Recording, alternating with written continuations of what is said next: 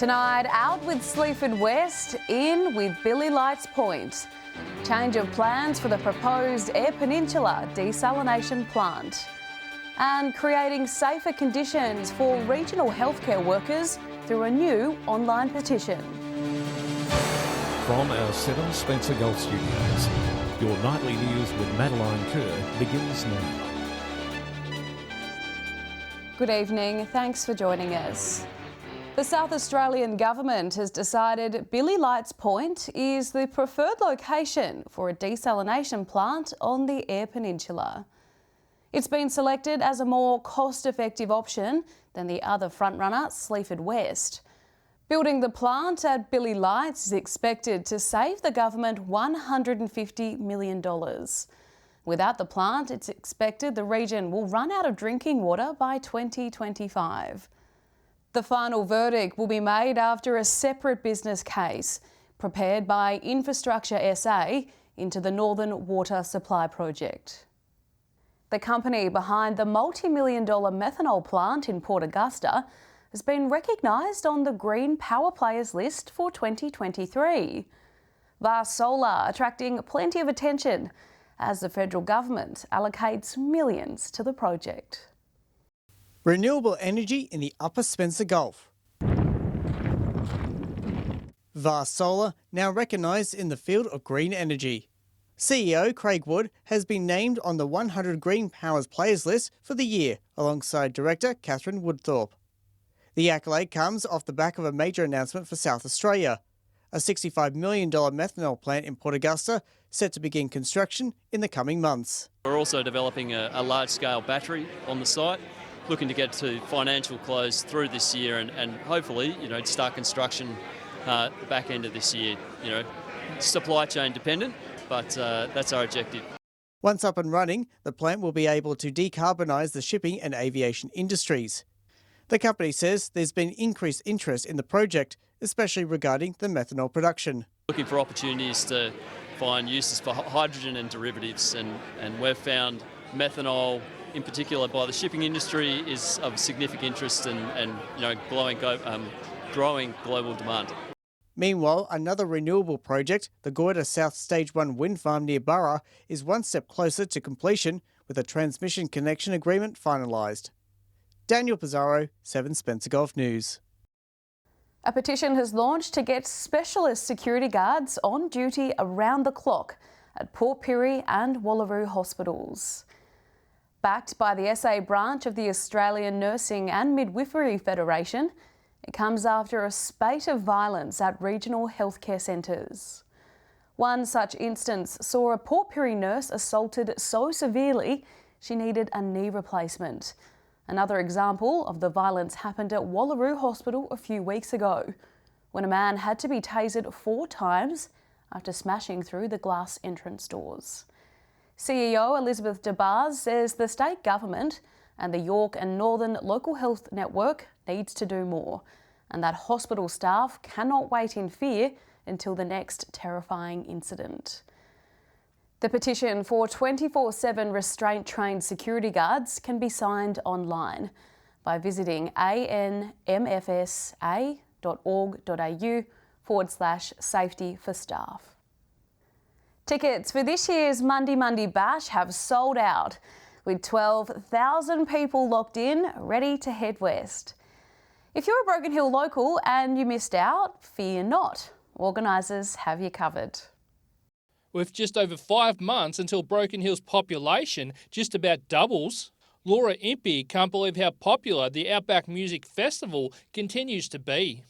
Yeah, we're stoked, we're thrilled, and we move from marketing mode to just getting organised mode, which is a huge relief, as any festival organiser or event organiser would know.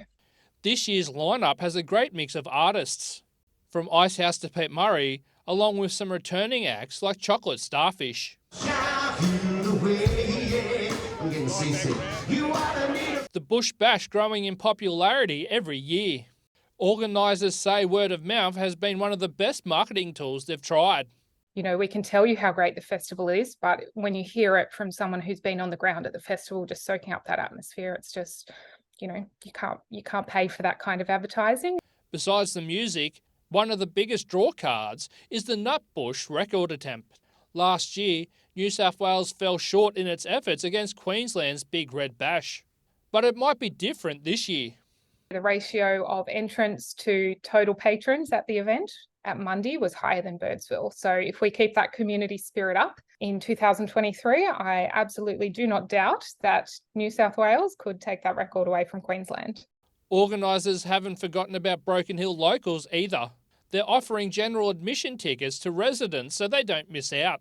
The extra ticket availability is a bit of a thank you from organisers for welcoming festival goers into town. Joshua Mercer, 7 Spencer Gulf News. A long-standing Whyalla business is going up for sale after being run by the same family for 2 generations. The independently operated Whyalla Garden Centre is looking for new owners with green thumbs to see the business into the future.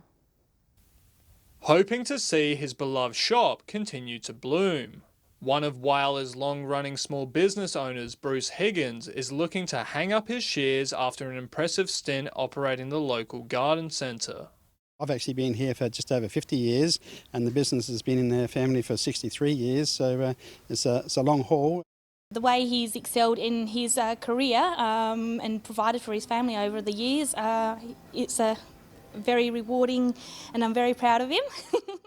The respected business has a long history of operating in Whyalla and has become a regular stop for local gardening enthusiasts. My father and grandfather actually bought the place in November 1960 and we ran it as a dry cleaning and laundry service right through until the mid-80s. Now, in the mid-80s, we then turned it into a garden centre. From laundering the clothes of workers at the city's old ship works to now filling locals' gardens with colour, the businessman has seen a lot, but says he's now looking for someone else to take the reins, with the whole business going up for sale. I'll be sad to go, but yeah, as long as someone takes over and runs it as nice as what we've done it, I'll be quite happy with that. As for what Bruce will do with his free time?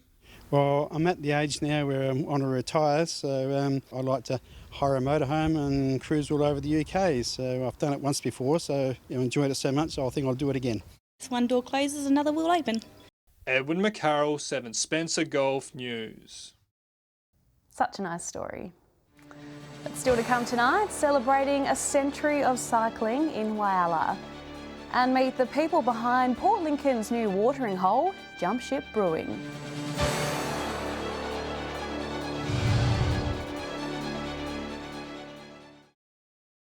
Welcome back. Large crowds have flocked to the Whyalla Velodrome to celebrate the local cycling club's 100-year milestone. Known for producing Olympic and Commonwealth Game champions, the club is encouraging others to come and join the fun. After a century of racing, the Whyalla Cycling Club is showing no sign of slowing down. The club celebrating its 100th birthday by inviting back past members for a 3-day carnival of cycling. Kicking off with a reunion dinner at the Mirrabina Hotel. We had riders from all over Australia come and join us at the dinner, riders past and present, champions. And tonight, our annual carnival, and we've kicked it up a little bit. So we've got good numbers in riders, nearly 60 riders. A lot of people here today. All the competitors are pretty good at cycling these days. Mikey Bryant from the Central District Cycling Club came first in the Carnival's senior open wheel race, pocketing a cool $1,000 in the process. Etching himself into the history of the velodrome like so many before him. Carolyn Ronan, she's been digging up all the old archives and she's done a great job. She set up a little presentation up in our club room, and it's been down at the Whyalla Library as well. Consisting of newspaper clippings, old photos and memorabilia, the display tells the story of the local club that continues to produce sporting stars who excel internationally, spanning from Graham Joes, who became Whyalla's first Olympian in 1972, to modern-day champions like Dylan Stanton and Lee Hoffman. That's my goal, to go to Commonwealth Games, make it to Olympics maybe one day. We have a strong junior base, and we're building up on that as well. So we encourage all juniors to come out and have a crack on the track, because a lot of people don't know that this facility is here, and it's one of the best in the state.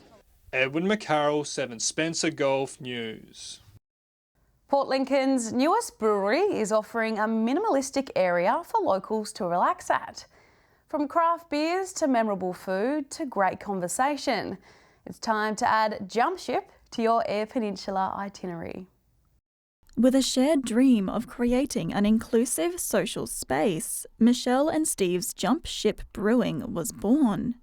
Steve has loved brewing beer at our home for many years, so we've certainly upgraded our brew kit, and we're brewing beer on site. So we opened on the 13th of January, and it's just been so joyful seeing everybody come through the doors and experience our space. The name was inspired by Steve's great-grandfather, who jumped ship in Port Lincoln in 1924. I just got goosebumps hearing that story and knowing that if that man didn't do that thing back then, I wouldn't be here today with my family living in Port Lincoln. We're inspired by his courage to venture into the unknown, and that's certainly what we're doing now. Open for only 8 weeks, they've been blown away by the support of locals and travellers. We've had lots of positive reviews, some great stories about people going back to Adelaide and telling their friends, and those friends coming to visit us. The success boils down to friendly staff, good food and local products. We just wanted to offer more experiences for people visiting Port Lincoln and living in Port Lincoln, for tourists to stay longer and enjoy the Eyre Peninsula that we love so much. Nab a discounted Jump Ship brew at happy hour tomorrow between 4:30 and 5:30 to kickstart your weekend. Alison Hall, 7 Spencer Golf News. Stay with us after the break. Port Augusta puts its hands up to host one of the next Masters Games. And winding down after a big cricket season, Broken Hill players come together for the awards night.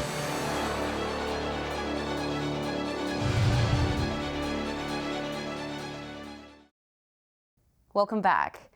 As the Copper Coast prepares to host the SA Masters Games next month, Port Augusta is looking to throw its hat into the ring for the next one.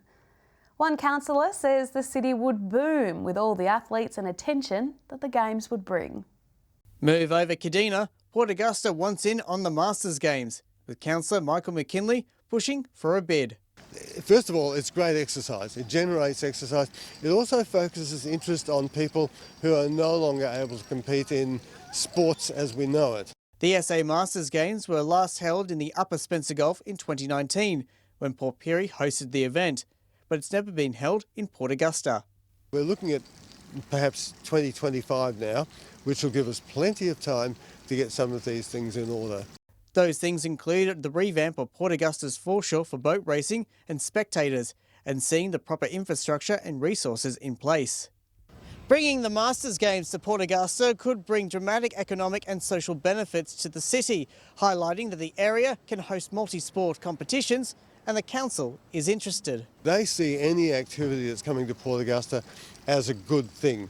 We understand and we consider the fact that there's a lot of setup to be involved in, and we need the experience from a club like from the Copper Coast that's already involved on how to do that, how to create the facilities to store boats and create accommodation for the people likely to come here. Daniel Pizarro, 7 Spencer Golf News. The Barrier District Cricket League held its presentation evening in the Musicians Club last night. North Broken Hill were the big winners, taking out the men's and the women's MVP awards. Celebrating the season that was. Representatives from all teams showing up for a night of fun and reflection. North's Jordan Vella declared A-grade MVP. Thank you. Yeah, obviously been a bit flat over the last few days after the grand final, but nice reward. Nice reward for the season, I suppose. After being runner-up a few times, Jordan was happy that this was his year. Yeah, I think, like I was saying to a couple of guys before, when you're playing against guys like Jared Paul and Paddy Addard, and with guys like Cody Howard, it is pretty hard to win awards like this. Norths also picked up the MVP in the women's competition, with all-rounder Steph Bauman taking out the top award. It was really great to see some of the other girls lifting, and it's really about the team for me, and this is just a bonus. While her team didn't win the big one, Steph was happy with how competitive this season was. Yeah, it's really good to see the girls doing well, and it is what it is on grand final day. Like, we would have liked to get the chockies, but, you know, there's always next year. If this year is anything to go by, next year will be another cracking season. Joshua Mercer, 7, Spencer Gulf News. Stay with us. Blue swimmer crabs for days. Fish and Tips is next. And it's about to warm up again. We'll have the weather details with Alex Sykes.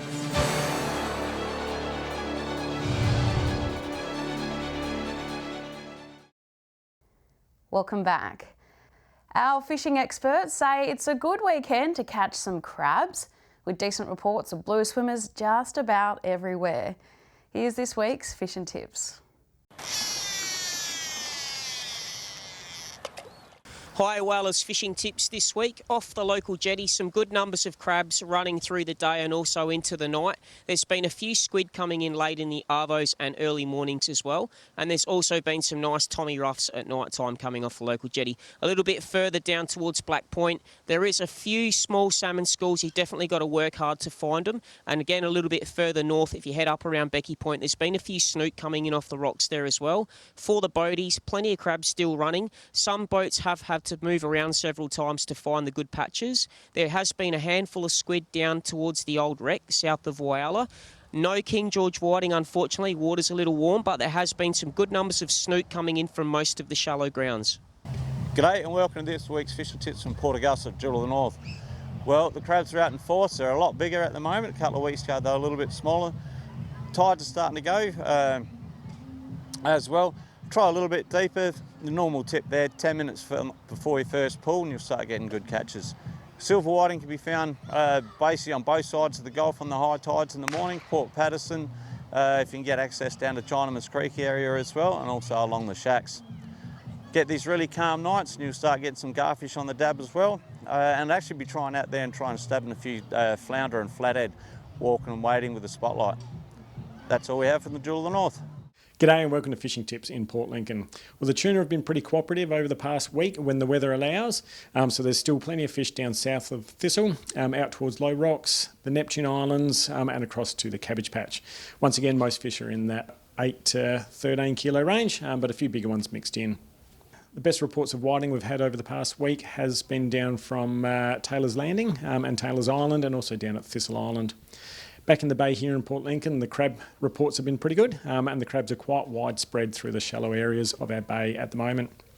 There's also been some nice garfish caught land-based in Spalding Cove and out at Donington. Over at Coffin Bay, whiting reports have been best through the Farm Beach grounds and up to Frenchman's, and there's been some nice garfish in that area as well. Well, that's all for Fishing Tips. We'll see you again next week. Welcome another week around the Gulf Fishing Tips in Port Pirie. Tell you what's been a great thing at the moment. This blue swimmer crab thing just keeps rolling on because we had a late start to the season. So you'll find this weekend you'll still have plenty of opportunity to do that. But because we're tracking into March, we've got a cooler change. Don't be surprised if there's some King George whiting floating around in some of the early spots. Yellowfin whiting have been a late comer as well, but I think we'll have a mix of both yellowfin and King George. So if I was to do it, I'd be looking, say, Barrows Beach for yellowfin whiting and King George whiting, probably Third Creek patches, or over around Checker Boy area, you should be able to find them. Top end of Ward Spit should be a good start. So that's all we've got this week. We'll see you next week. Nice. I think crabs are the takeaway from this week's tips. But it's time now to take a look at what's happening in the weather with Alex Sykes. Alex, it's been pretty mild lately, but it's about to get warmer. Yeah, that's right, Maddie. Temperatures will be back in the 30s in places like Port Augusta, Port Pirie and further north in Cooper Pedy over the next few days.